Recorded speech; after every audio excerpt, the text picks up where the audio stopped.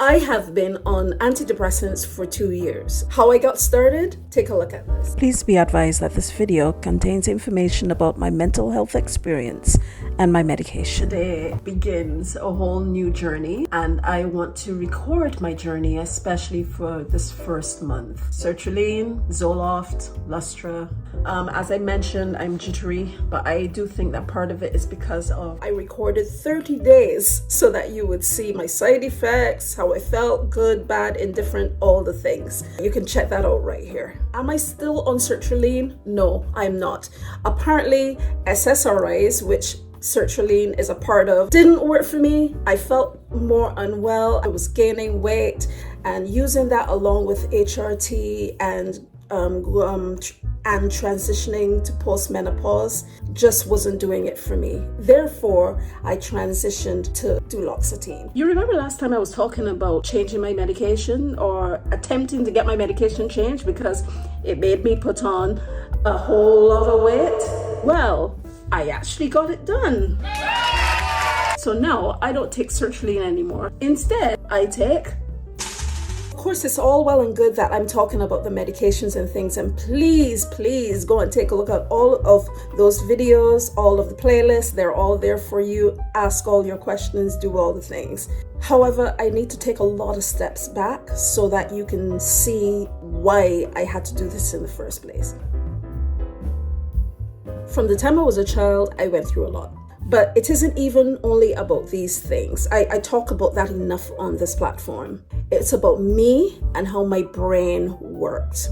And it's only now in more recent times, as in the last 2 years, that I've been able to think and digest and put together the clues of what really is going on with me. I lived in a time when it wasn't the in thing to really discuss at length about mental health, or autism, or fibromyalgia, or cancer, or anything like that. You try to cover up things.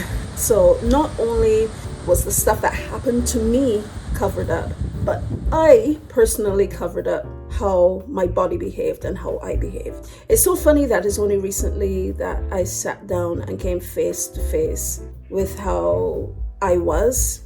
I couldn't even understand myself, and I used to say all the time, but I don't understand how I'm supposed to be. When people would tell me, but you're behaving strangely, or is something wrong with you, I would get into fits of rage. That's all I can call it. But I couldn't control what was happening with me. I couldn't think things out well. I would cry and cry and cry, or I would have times when I wouldn't do anything at all. Even upon talking about this now, it's very hard to deal with. I guess I have to run through my head how I am going to fathom this. But this is all about the journey of mental health, actually going toe to toe, head to head with it. You are put in a place where you are face to face with the not so nice things, with the things that not necessarily anyone else did to you, but the things that your own body went through on its own. I wish that there was more support around me. I wish there was more knowledge regarding why I was the way I was. I say was, but there are still times I have panic attacks, I have anxiety, and I walk up and down and talk to myself and repeat the same things over and over again. But then I realized that that's neurodivergence. Had no idea. There were so many things that I went through that I had no idea were autism, and I just wish that I knew. What I gotta say to you is that if you know anyone around you who is not behaving in a way that would be safe for them, or that would quote unquote make sense or whatever, have an interest, find the right medical help for them so that they can be diagnosed and get the right and seek the right support, because it can only be more and more detrimental as life goes on.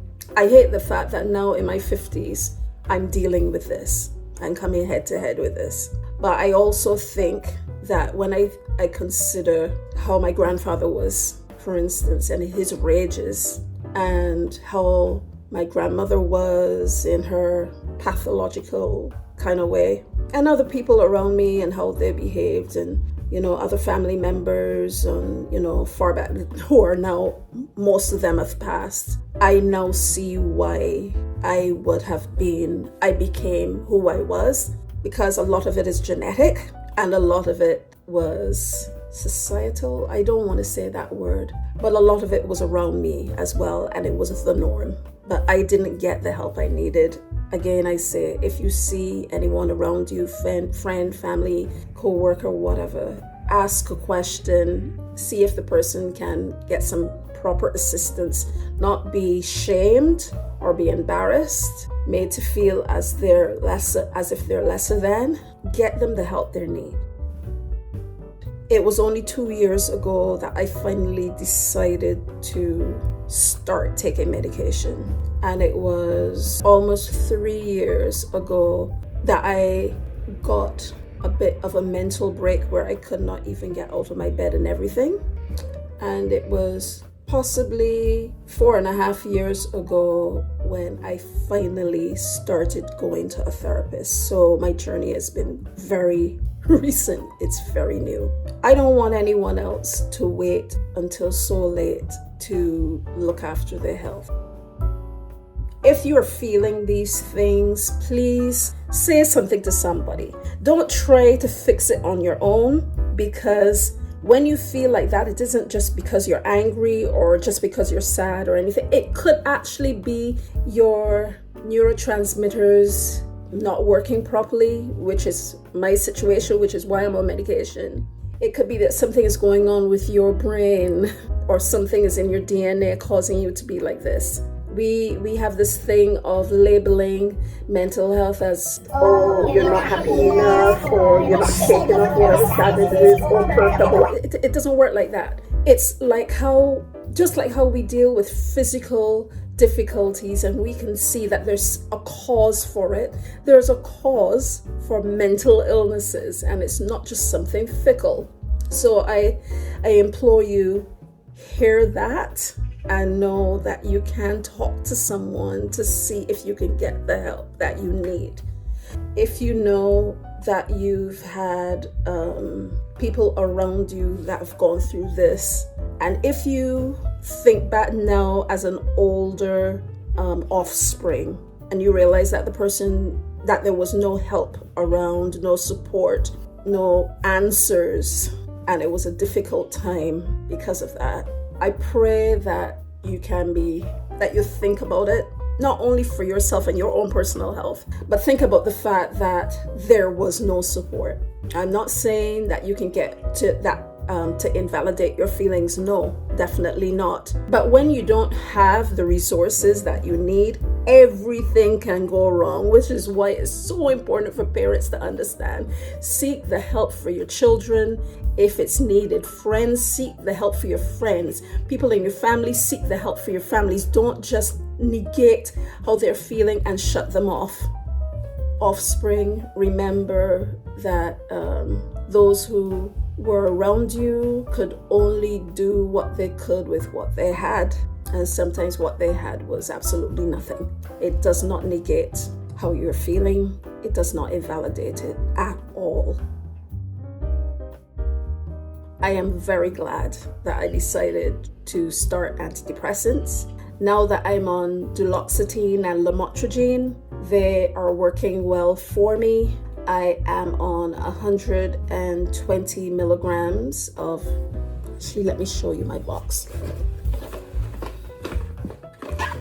I am now on this, which is 62 tablets of this, which is 120 milligrams of duloxetine. I believe it's now the highest. That was raised about 6 or so weeks ago or 2 months ago, and I don't get many side effects from this at all when transitioning, and I am so happy about that. See that 50 milligrams? I'm on 2 of these tablets, so I'm on 100 milligrams of lamotrigine, which is more specifically for my bipolar disorder, which is cyclothymia.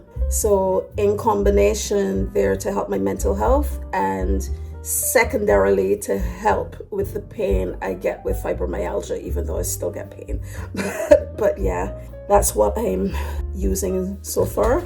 I have my medicine box. These are other medications that I am not going to get into right now. Last thing, how am I feeling?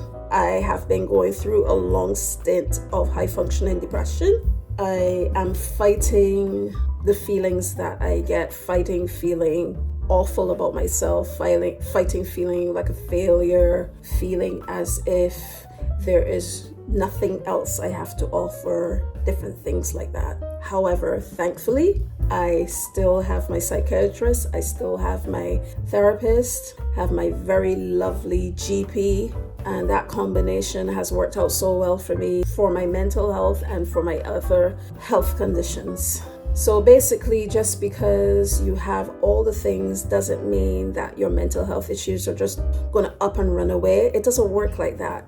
I have general anxiety disorder. I have major depressive disorder. There are chronic illnesses. I've always had them. I will always have them for the rest of my life. And that's okay as long as I have support and I can manage what's going on. And I pray for that for you too. Support, being able to manage it and not trying to let it disappear, because it's not going to go anywhere, but you can manage it so that it may not turn up for a while. It could not turn up for years. You know what I mean? Managing the symptoms and doing things that, or at least trying to do things that make you feel better, whether it be resting or just watching nonsense TV, going for a walk, going on a trip, whatever the case may be, keeping yourself from people and situations that flare you, all of that.